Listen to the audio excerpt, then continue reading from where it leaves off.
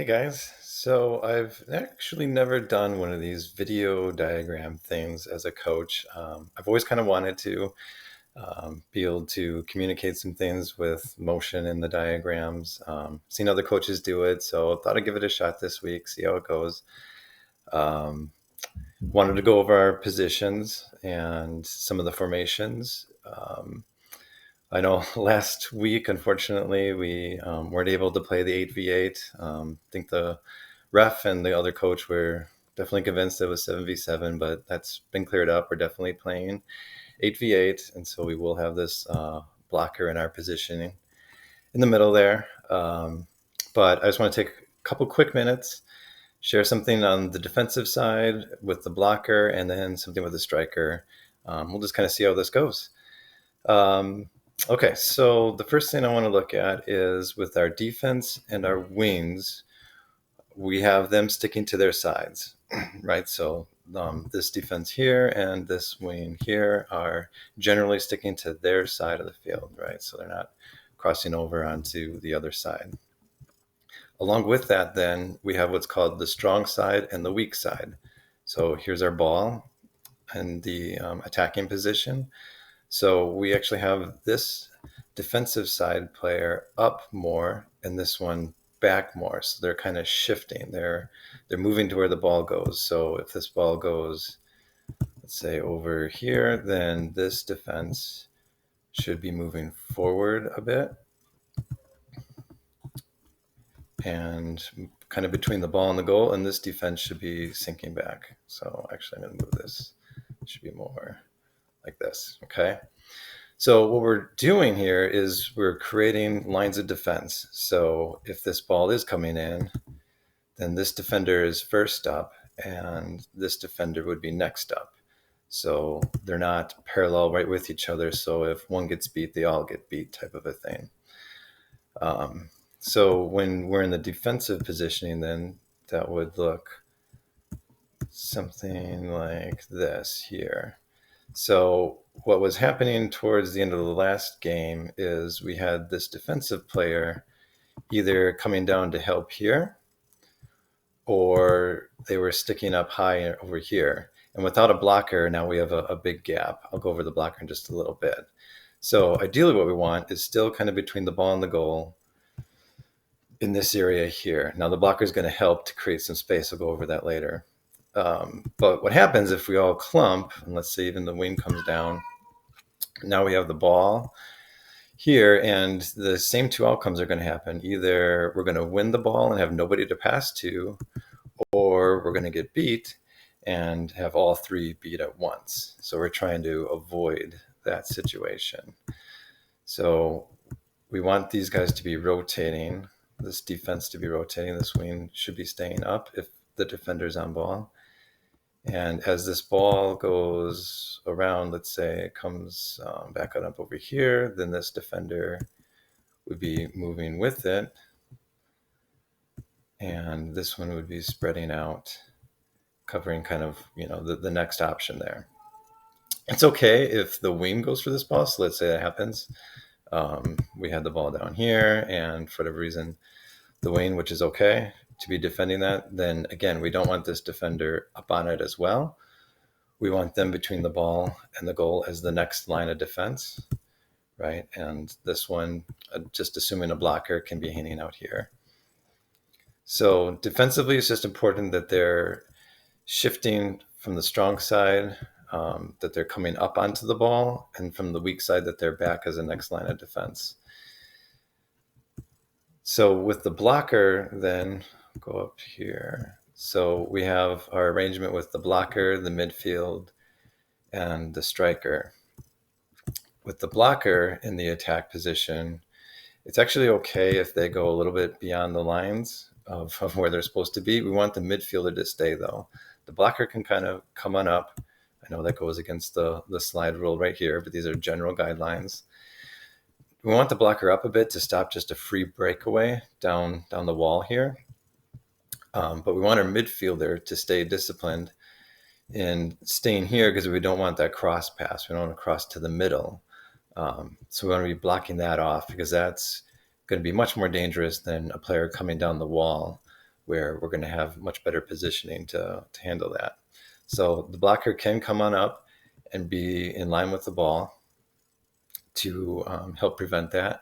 But we want the midfielder not to do the same thing, because now we're very flat. We're going to have probably the defender too, strong side defender up here.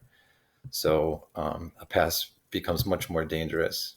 So we just want the midfielder to be sticking more in the midfield. That blocker can come on up if they're winning the ball or kind of sticking in line with the ball. And then we'll have our rotating strong side, weak side defense behind it there. Then once we get into the defensive positioning, the blockers should be patrolling kind of the top of the arch here. They're controlling the center. They're helping to stay between the ball and the goal, which is going to allow our defenders to get some width. So I'll go all the way down here to where we have everybody in the formation. And as you can see, we still have a defender, weak side defender, right? So they're not on the ball side. They've collapsed down in. We have our blocker patrolling there, and then our defender here. So if this ball moves quickly, then this blocker can kind of come on out, and then this defender can be next in line on this side. So the important thing with that the blocker is going to provide is also width. So if the ball's right here, then our blocker can be here. We'd want our defense still collapsed in a bit.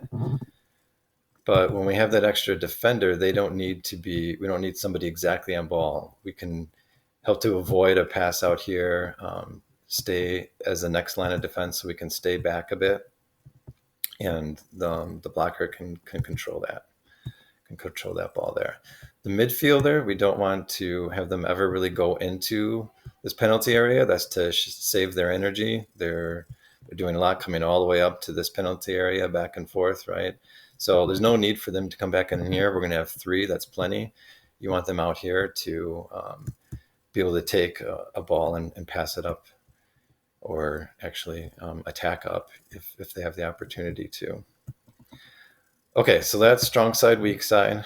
So go back to the side again, just real quick. So this is now the strong side because the ball is there. So ideally, we'd want this defender to be the next line. So we got a line kind of here, and then a line here representing the lines of defense. So we're not flat. We're not all in one line and then getting beat easily. So that's important there, that we're rotating and switching.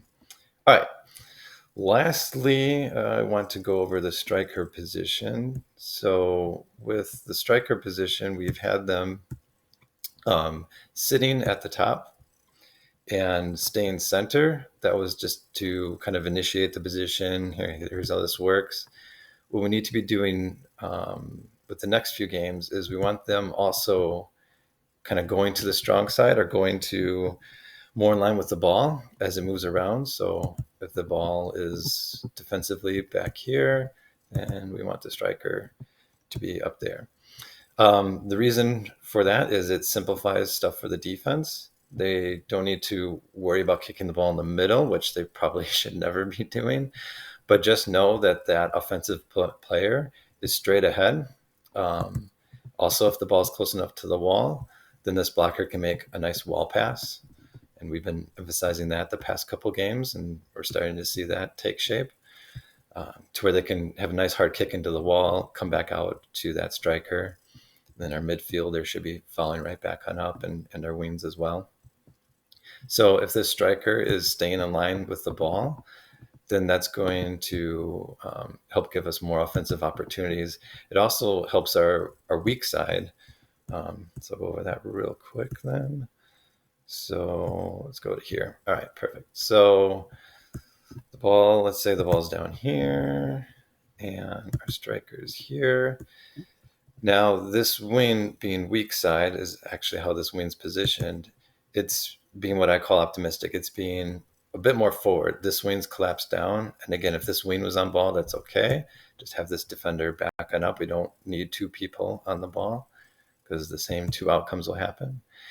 But with the ball down here and our striker here, now if this defender does win this ball, I have a pass either to the wing, or again, if that kind of wall pass happens, then this this wing can react to that. And because we're all the way down here, most likely there's a sweeper or somebody that's going at our striker. It's just going to take a very easy pass, one touch pass or some sort of pass back into the middle for this weak side wing to be able to take advantage of. So you want the weak side wing to be a bit ahead, a bit more up, as I say. So clarify a few things. When I'm yelling up or get back, up means towards the other person's goal. Getting back means to our goal. I'm yelling that quite a lot, and hopefully everyone understands what that means. Okay, so those are the things that I just wanted to go over. Hopefully this is helpful to see it in this format.